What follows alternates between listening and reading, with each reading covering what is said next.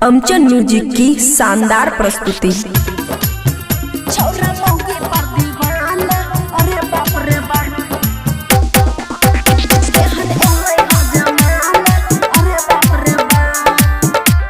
खुशी recording studio बलुआहा। अरे बाप रे बा आय हाय अरे बाप रे बा, अरे बाप रे बा आय हाय अरे बाप रे बा, कुंवर का भी हल्की पर दीवाना। अरे बाप रे बा छौरा मौगी पर दीवाना। अरे बाप रे बा केहन एलै ह जमाना।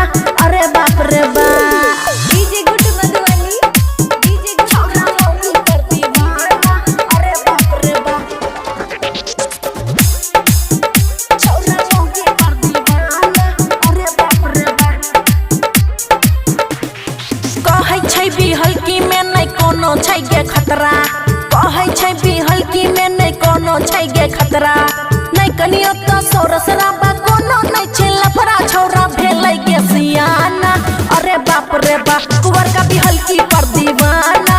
अरे बाप रे बा केहन एलै गे जमाना। अरे बाप रे बा डीजे गुड मधुबनी, केहन एलै गे जमाना। अरे बाप रे बा छौरा मौगी पर दीवाना। अरे बाप रे बा, अरे बाप रे बा नहीं कोनो शादी के टेंशन नहीं कोनो झमेला, नहीं कोनो शादी के टेंशन नहीं कोनो झमेला।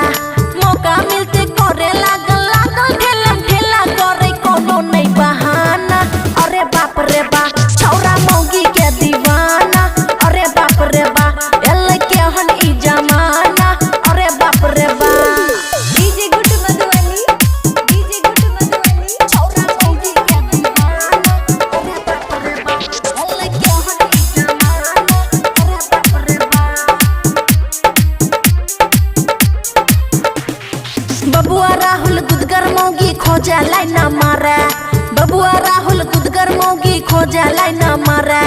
12 बजे रात के लागे गली में फाइन मारे, अमन खुशी के दीवाना। अरे बाप रे बा केहन अइलै ई जमाना। अरे बाप रे बा छौरा मौगी के दीवाना। अरे बाप रे बा खुशी रिकॉर्डिंग स्टूडियो बलुआहा।